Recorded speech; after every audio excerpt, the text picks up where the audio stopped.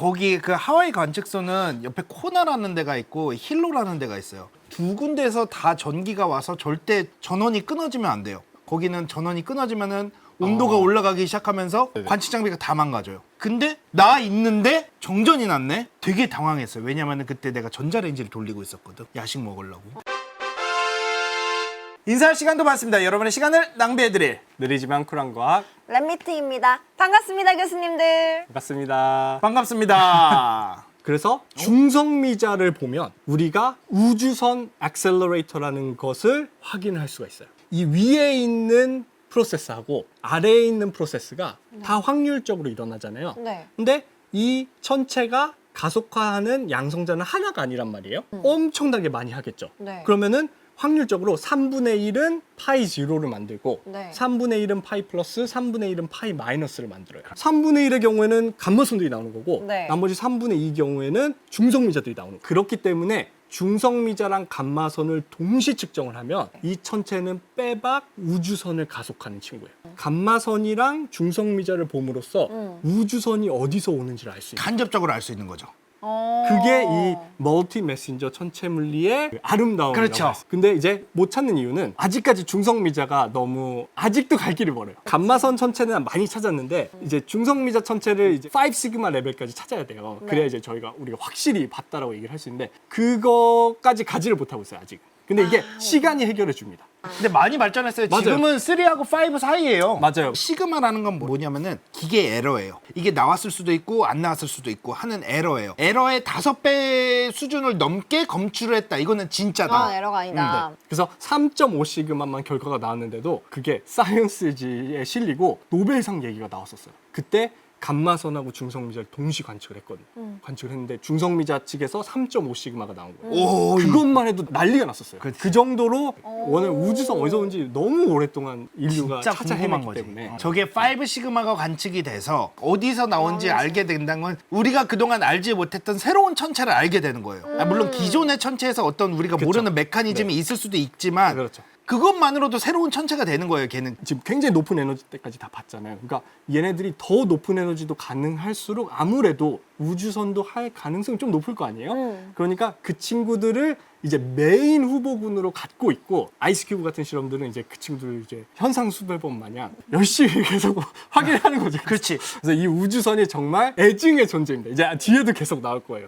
드디어 저희가 이제 감마선 천체 물리를 왜 하는가를 이해를 했어요, 이제. 네네. 그죠? 어떻게 하는가를 알아야겠죠. 이제. 첫 번째는 좀 쉽습니다. 대기를 못 뚫는다고 다시 한번 설명을 드렸었잖아요. 네. 감마선은. 네. 그렇기 때문에 우리가 대기 위에서 보면 돼요. 저렇게 왼쪽에 있는 그림처럼 인공위성 위에다가 저 하얀색 박스 보이죠? 저 박스가 실험이에요. 아래는 그냥 인공위성인 거고 네. 그 위에다 저렇게 얹어가지고 네. 올리면 감마선을 볼 수 있다. 그럼 저 하얀 박스가 도대체 뭐길래 보냐 네. 하면은 그게 저 오른쪽에 있는 그림이에요. 처음이 이제 anti-coincidence shield라는 게 있고 conversion foils가 있고 그래서 변환 포일이라고 써 있고 particle tracking 입자 추적 그리고 calorimeter 이 친구들 뭔지 아주 간략하게만 설명을 드릴게요. anti-coincidence shield 같은 경우는 이름 자체는 shield라고 되어 있는데 그러니까 차폐잖아요. 네. 근데 차폐를 아무것도 안 합니다. 이름이 약간 에러가 있다. 감마선을 이제 봐야 되잖아요. 네. 근데 감마선보다 더 많이 날아오는 게 뭐가 있을까요? 메신저 4개 중에 우주선이 있죠. 네, 우주선들도 막 날아오잖아요. 네. 일단 중성미자도 날아오는데 중성미자는 상호작용 안 하잖아요. 아니, 그러니까 감마선은 저렇게 들어오듯이 우주선. 우주선도 절로 저렇게 들어올 수 있잖아요. 감마선을 보려고 만든 실험인데 우주선이 키는 거예요. 그러면 안 되잖아요. 근데 또 설상가상 우주선이 감마선보다 훨씬 많아요. 그러니까 우리는 엄청나게 많은 백그라운드만 계속 보는 거예요. 그러면 안 되잖아요. 그러니까 어떻게서든 감마선 걸러내야 되잖아요. 그게 바로 저 반동식 차폐가 하는 일인데 저게 감마선이 지나갈 때는 아무 일도 안 해요. 우주선이 지나가면 켜져요. 왜냐하면 우주선은 전하가 있는 거를 정말 잘 이용을 해야 됩니다.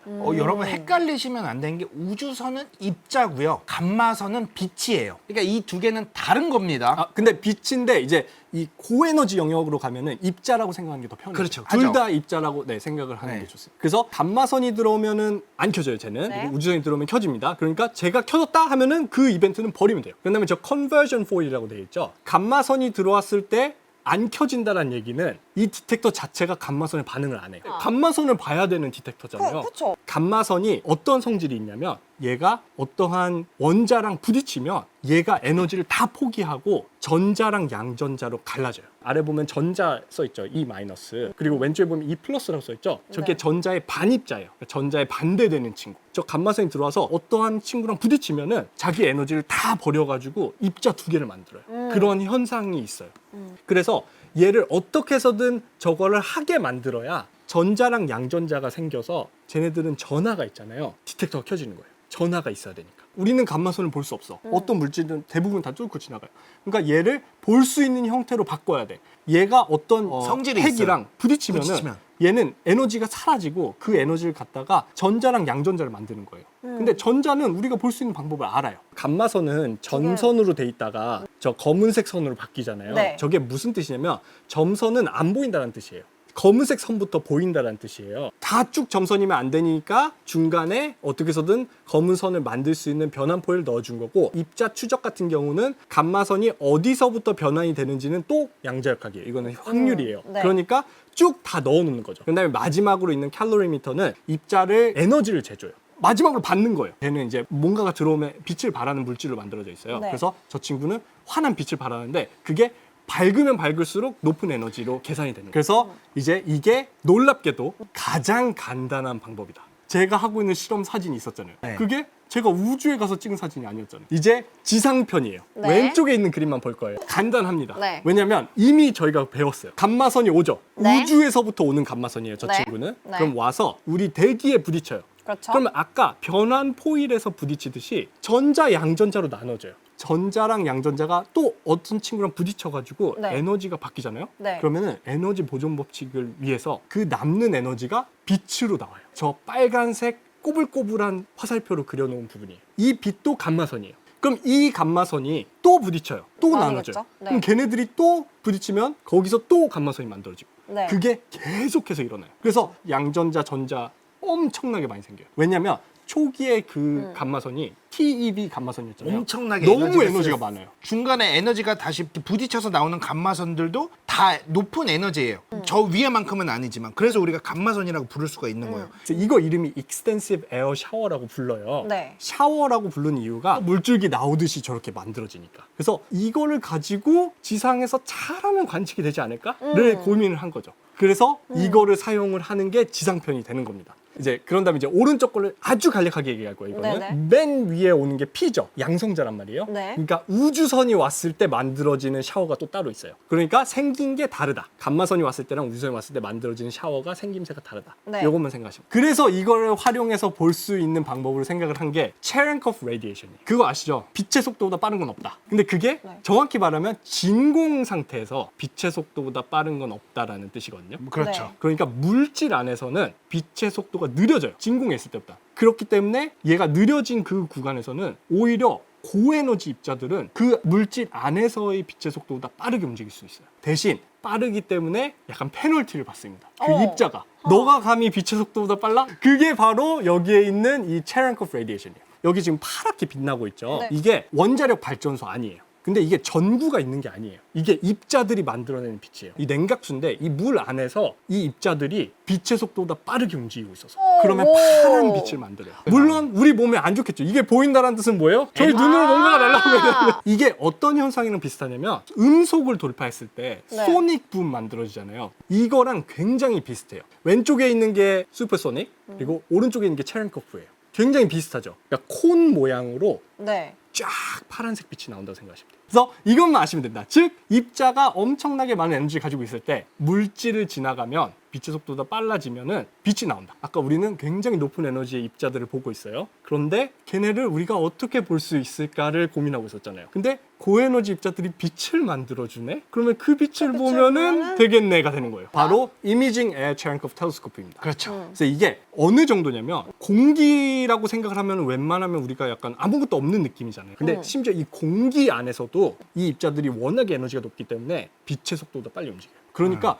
공기 중에서 계속 이 체렌코프 라이트를 만들어요. 위에 감마 레이라고 써 있죠. 네. 저게 우주로부터 오는 감마선이에요. 네. 그러면 아까 보셨던 그 익스텐시브 에어 샤워를 만들겠죠. 네, 그렇죠. 그게 저 하얀색 선으로 막 삐죽삐죽 되어 있는 부분 있죠. 네. 그게 그 샤워예요. 그럼 저 입자들은 다 지금 상대론적인 입자예요. 즉 굉장히 빠른 입자들이다. 그러니까 공기 중에서는 빛의 속도보다 빠르게 움직이고 있는 거예요. 네. 그러니까 저기서 체렌코프 빛이 쫙 만들어지는 거예요. 콘 모양으로 쭉 떨어지는 거예요. 그래서 오른쪽에 있는 것 같이 엄청 큰 거울들을 막 놓는 거예요. 그럼 저 거울로 저 빛을 받을 수 있겠죠. 그런 다음에 저 끝에다가 디텍터를 놓는 거예요. 그러면 그 반사된 빛을 다 모아서 받는 거예요. 그러면은 그걸 통해서 재구성을 하는 거예요. 저 정보를 가지고 저 샤워를 다시 만들고, 그리고 저 샤워에서부터 다시 감마선을 만들어 가지고 그거를 쭉 일직선으로 그으면 거기서 그 감마선이 날라오게 되는 거예요. 그러니까 저 감마선을 보기 위해서 체렌코프 라이트를 보고 그 위에 있는 입자들을 보고 그 위에 있는 감마선을 봐서 그 위에 있는 천체를 보는 거예요. 인공위성으로 보는 거. 그것보다 오히려 각 분해 능은 더 좋아요. 네. 왜냐면 빛을 모으기 때문에 재구성하는 게 엄청나서 이게 정보가 다 모여요. 그래서 이게 엄청나게 성공적인 실험이다. 그래서 오른쪽에 있는 실험이 미국 애리조나에 있는 베리타스라는 실험이에요. 그래서 저렇게 4개가 있어요. 이게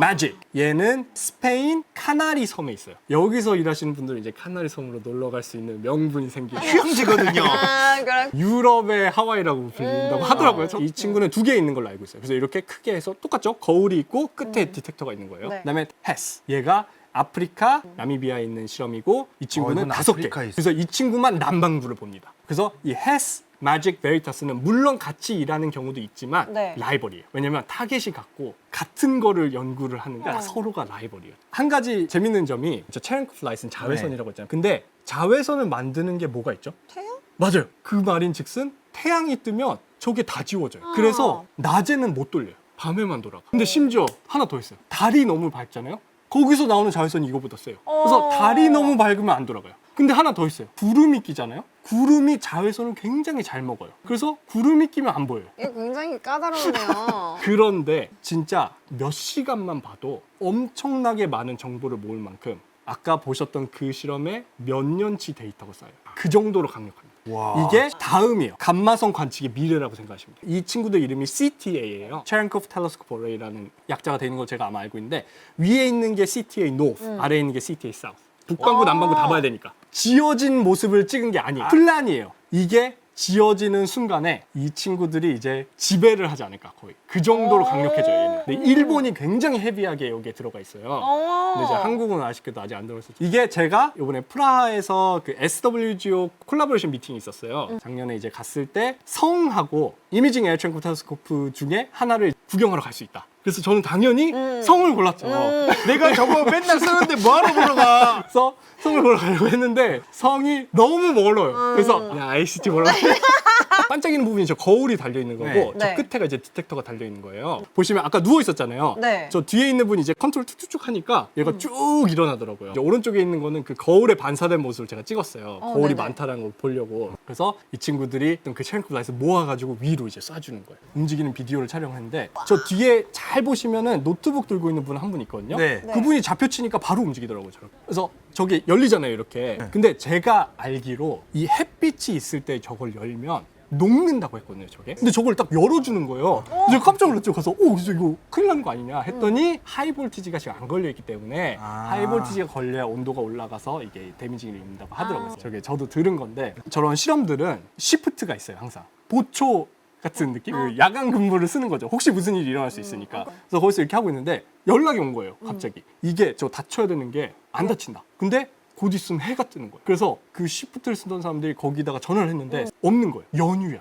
다 집에 갔어. 그래서 이 사람들이 큰일 났잖아요. 몇 억짜리가 지금 높게 생겼는데. 그래서 차를 타고 막 달려간 거예요. 막 달려가 질주를 거예요. 가서 딱 도착을 했어요. 거기서 이런 일이 있을까봐 수동으로 로프를 당겨서 닫을 수 있는 게 있어요. 가서 로프를 막 당겨서 닫으려고 막 당기는데 저 멀리서 해가 뜨는 거죠. 어머, 어떻게 봐. 그래서 정말 해가 뜨면서 이걸 닫았대요. 그래가지고 이걸 살렸는데 진짜 액션 영화 같잖아요. 완전 우와, 무슨 식은땀 흘리고 막 난리가 났대요, 그때. 이게 액션 영화의 그 주인공 같은 삶을 살고 싶다. 그러면은 액션 영화 배우가 되는 게 아니고 천체 물리학을 하면 된다. 무슨 소리야 이게? 저도 비슷한 경험이 있죠. 거기 그 하와이 관측소는 옆에 코나라는 데가 있고 힐로라는 데가 있어요. 두 군데에서 다 전기가 와서 절대 전원이 끊어지면 안 돼요. 거기는 전원이 끊어지면은 온도가 올라가기 시작하면서 네네. 관측 장비가 다 망가져요. 근데 나 있는데 정전이 났네? 되게 당황했어요. 왜냐면 그때 내가 전자레인지를 돌리고 있었거든. 야식 먹으려고. 해요. 그때부터 액션 영화를 찍었지. 액체 질소 들고 그 아. 산소 없는 데서 그걸 들고 거기다 갖다 쏟아붓기 시작하는. 이것도 완전 액션이네. 그리고 나서 그 다음날 뻗었어요. 거기가 4,000m 숨을 못 쉬고 그 산소호흡기 대고 계속 이러고 있어. 어머, 쉽지 그랬던 않구나. 적이 있어. 천체물리 쉽지 않네. 네, 여기 보시면 이제 기억나시죠? 충성자 아이스큐브. 네, 네. 그리고 큐브. 오른쪽에 TA 네. 우주선 보는 실험. 저 두 친구들도 이 체렌코프 효과를 이용을 합니다. 이제 드디어 호크 재실험. 왼쪽에 저 샤워 있었죠. 네. 아까는 이 샤워에서 나오는 체렌코프 라이트를 받아다가 보는 거를 사용해서 IACT가 됐었잖아요. 네. 다른 사람도 이제 이 생각을 한 거예요. 이 입자들을 직접적으로 보면은 또 다른 방법으로 볼 수 있지 않을까. 큰 바구니를 만들어서 거기다 받는다라고 생각을 한 거죠. 오. 그래서 재구성을 하면은 어떨까? 이 왼쪽에 있는 게 X축이 입자의 숫자라고 생각하시면 돼요. 그리고 Y축이 우리 대기를 얼마나 뚫었는지. 처음에 우주에서 감마선 하나가 왔을 때는 입자 하나겠죠? 거기에서부터 점점점 숫자 늘어날 거 아니에요? 그러면 늘어날수록 얘가 점점 오른쪽으로 이렇게 커지겠죠? 그래서 점점 커지다가 어느 순간이 되면 저기서부터는 줄어들어요. 전자, 반전자를 만들 수 있는 최소한의 에너지가 있는데 네. 얘네들의 질량의 2배가 되겠죠. 얘네 2개를 만들어야 되니까. 네. 그 에너지도 이제 못 갖고 있는 거예요. 그래서 거기서부터는 이제 줄어요. 그러면 이 입자들을 직접적으로 받으려면 높은 데 있어야겠죠. 그래서 호크라고 써있고 점선 보이시죠? 네. 저 높이에 있는 거예요. 그래서 이 실험은 높은 데 있어야지 이 입자를 받을 수가 있어요. 그래서 호크의 첫 두 글자가 high altitude예요. 아. 높은 고도. 네. 뒤에 그럼 두 글자도 뭔가 의미가 있겠죠. Water? 저 W랑 C는 water 체렌코프예요. 저 입자들이 공기 중에서도 체렌코프 라이트를 만들지만 얘네를 우리가 직접 받고 싶어. 네. 그러니까 물 탱크를 만들어 놓고 네. 이 입자들이 거기를 지나갈 때 거기서 체렌코프 라이트를 쏠 거 아니에요. 그 안에서만 받는 거예요, 다. 그래서 물 탱크들을 저렇게 파란색 박스처럼 놓고 저기에 입자들이 지나가게끔 한 실험이 바로 호크예요. 그래서 아까 그 높은 산 위에 물 탱크들이 그렇게 많았던 거예요. 감마선이 와서 만드는 에어 샤워가 저 위에 있는 저 노란색이에요. 네. 우리 눈에 저렇게 보이는 건 절대 아니에요. 근데 저 입자들이 저 아래에 있는 저 물탱크들을 지나갈 때 저 안에서 이제 체렌코프 라이트를 쏘겠죠. 저 물탱크 안에 빛을 볼 수 있는 센서를 박아놨어요. 그럼 걔네들이 파란 빛을 보고 또 재구성을 해서 감마선 하나를 찾은 다음에 걔가 여기서 왔구나를 얘기를 하는 거예요. 이 감마선이 어떤 각도로 들어오잖아요. 네. 그러면 이제 이 샤워가 그러니까 네. 약간 사선으로 들어오잖아요. 그러면 얘가 이렇게 쭉 내려온다고 상상을 했을 때 저 오른쪽에 있는 탱크가 왼쪽에 있는 탱크보다 먼저 켜지겠죠. 그러니까 저 타이밍을 이용해서 네. 어떤 각도로 들어왔구나를 알 수가 있어요. 그래서 이거를 가지고 처음에 이런 식으로 만든다 했을 때 당연히 다들 이게 말이 되냐, 물탱크 갖다 놓고 무슨 우주를 보냐 했죠. 그래서 오펜하이머가 만든 로스 알라모스 나셔널 랩에서 실제로 굉장히 적은 돈을 들여서 연못을 만든 다음에 거기에다가 PMT를 박아놓고 봤더니 보여요. 그러니까 그걸 가지고 자 봐라 보이지 않느냐 해서 미국 정부에서 돈을 받아가지고 호크를 지은 거예요. 호크의 특성이에요. 해발 4,100m 있고 멕시코에 있고 저 물탱크가 300개가 있어요. 네 번째 줄이 이제 중요한 건데 관측 이 시간이 관측이 95%가 그러니까 항상 봐요 저희는. 날씨에 영향을 받지 않는구나. 그렇죠. 왜냐면 저희는 입자를 받잖아요. 아. 그래서 이 아이디어가 나온 이유예요. IACT들은 특정한 시간밖에 못 보잖아. 입자를 받으면은 그런 단점이 없다.